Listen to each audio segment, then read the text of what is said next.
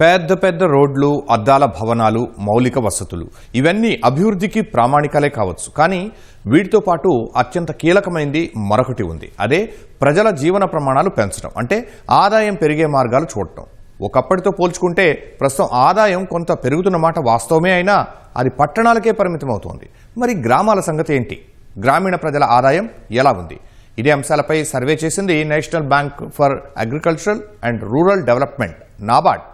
Rural economic conditions and sentiments పేరిట చేసిన ఈ సర్వేలో కీలక అంశాలు వెల్లడయ్యాయి. దేశవ్యాప్తంగా గ్రామీణ కుటుంబాల ఆదాయం క్రమంగా తగ్గుతోంది. అందులోని సారాంశం ఇలాగే ఉంది. మరి 20,000 కుటుంబాలపై 2 ఏళ్లుగా నిర్వహించిన సర్వే ఫలితాలను ఇప్పుడు విడుదల చేసింది. మరి ఈ రిపోర్ట్లో ఏముంది? నాబార్డ్ ఏం చెబుతోంది? గ్రామాల్లో ఆదాయం ఎందుకు తగ్గింది?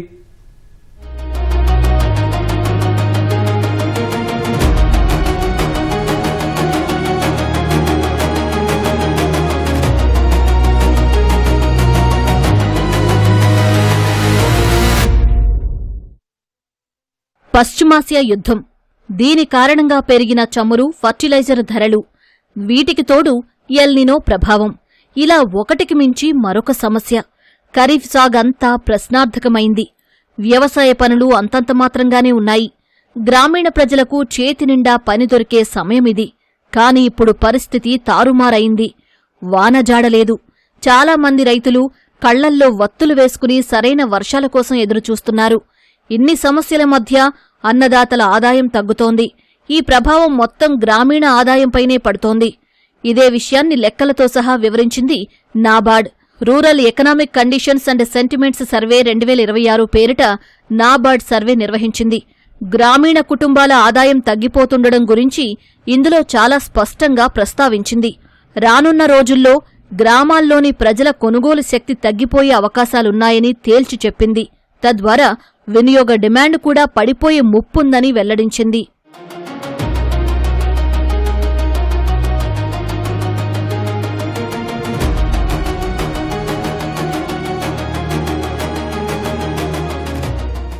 గ్రామీణ కుటుంబాల ఆదాయం ఎంతమేర తగ్గింది అనే విషయాన్ని లెక్కలతో సహా వివరించింది నాబార్డ్ సర్వే.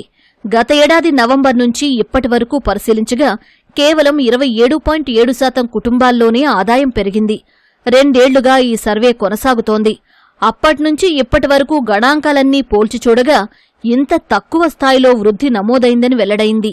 వినియోగ వ్యయాలు 74.1% మేర తగ్గాయి. అంతేకాదు, ఈ 2 ఏళ్లలో గ్రామీణ కుటుంబాల్లో సేవింగ్స్ తగ్గిపోవడంతో పాటు అప్పులు తీసుకోవడం పెరిగింది. అంటే పొదుపు అంటూ ఏమీ లేకుండా పూర్తిగా అప్పులపైనే ఆధారపడుతున్నారు.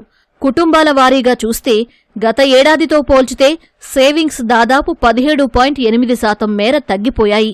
అదే అప్పులు తీసుకోవడంలో 28.7% వృద్ధిరేటు కనిపించింది. భవిష్యత్తు కోసం పెట్టే పెట్టుబడులు కూడా గణనీయంగా తగ్గిపోయాయని చెప్పింది ఈ సర్వే.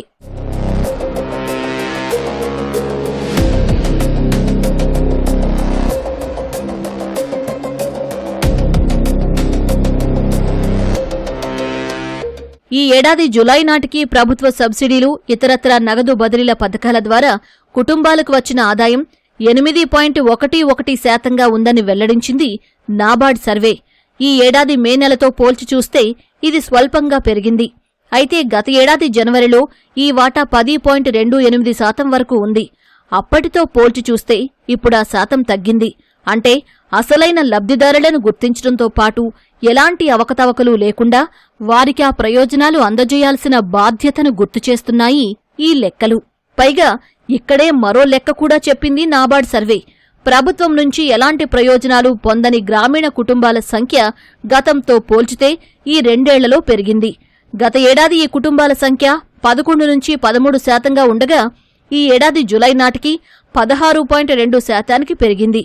ప్రభుత్వాల నుంచి నెల నెలా రకరకాల పథకాల ద్వారా 20% కన్నా ఎక్కువ ప్రయోజనాలు పొందుతున్న గ్రామీణ కుటుంబాల సంఖ్య కూడా తగ్గినట్టు వెల్లడించింది ఈ సర్వే. అంటే ఆయా కుటుంబాల్లో ఆదాయ సుస్థిరత తీసుకురావడానికి అవసరమైన చర్యలు తీసుకోవాల్సిన సమయం ఇదే అని స్పష్టంగా అర్థమవుతోంది.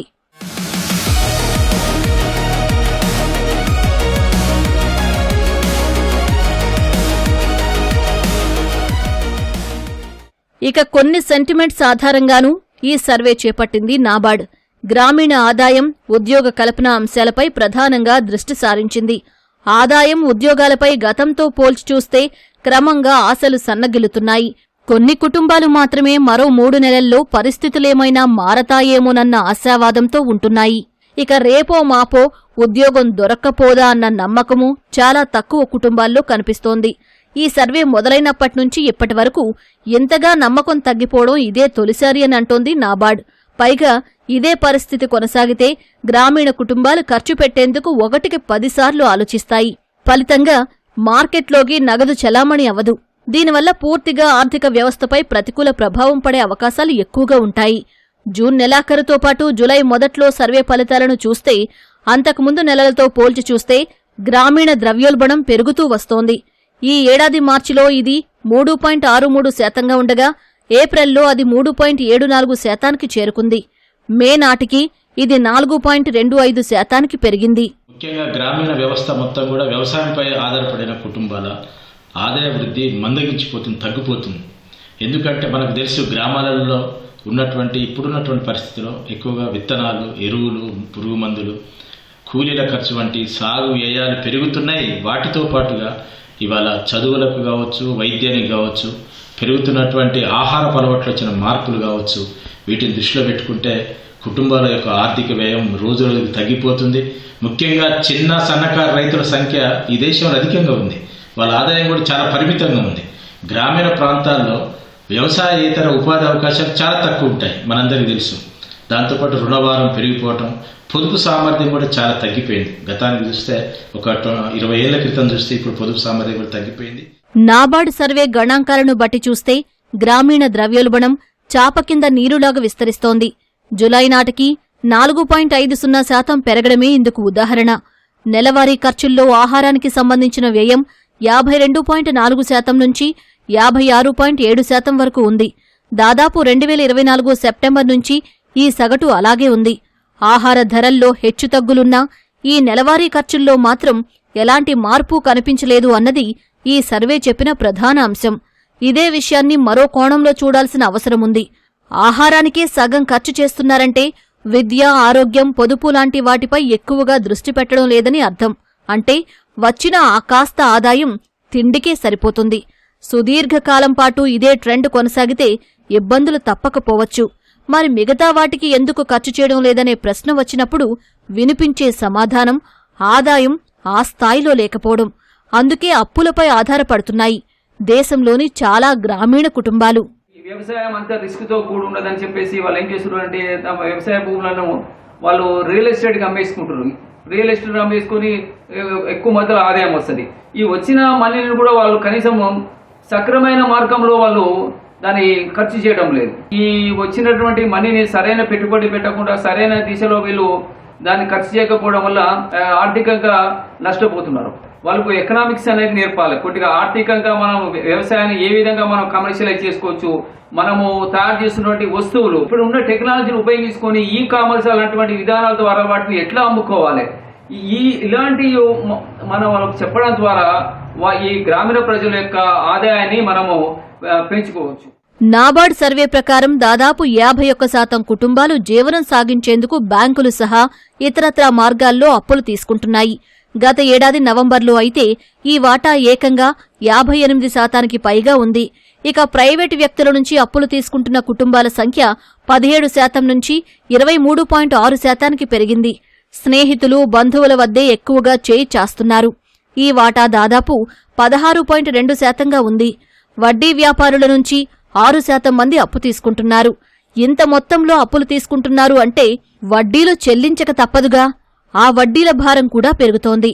లోన్స్కు సంబంధించిన వడ్డీలు కడుతున్న వారి సంఖ్య చూస్తే ఓ దశలో 18.72%గా ఉండగా మరో దశలో 17.77%గా నమోదైంది. మరికొంతమంది బతిమాలో, బామాలో, సన్నిహితుల నుంచి వడ్డీ లేకుండానే అప్పులు తీసుకుంటున్నారు. ఆ విధంగా కొంతవరకు అప్పుల ఊబిలో చిక్కుకోకుండా జాగ్రత్త పడుతున్నారు.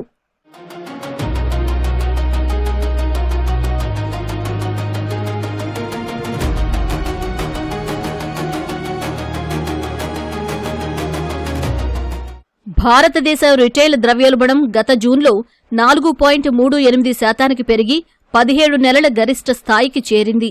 దీనివల్ల గ్రామీణ ప్రాంతాల్లో 79.1% వినియోగ వ్యయం పెరిగింది.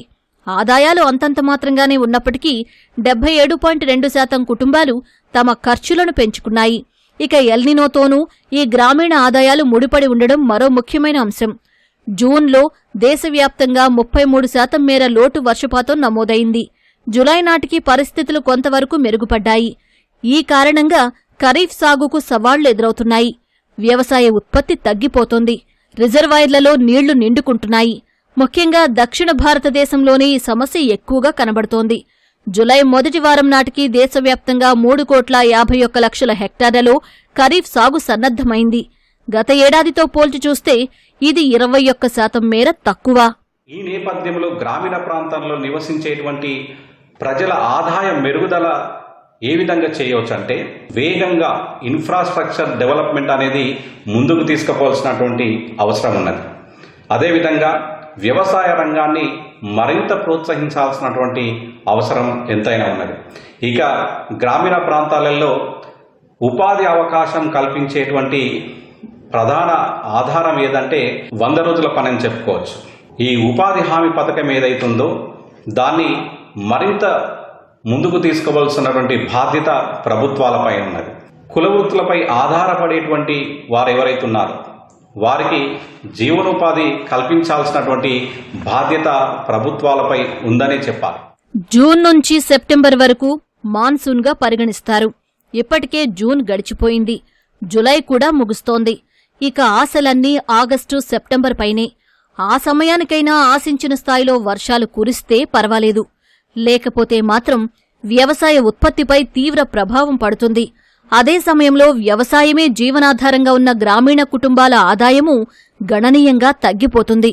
ఇదే పరిస్థితి కొనసాగితే గ్రామీణ ఆర్థిక వ్యవస్థ మరింత దిగజారిపోయే ప్రమాదముంది.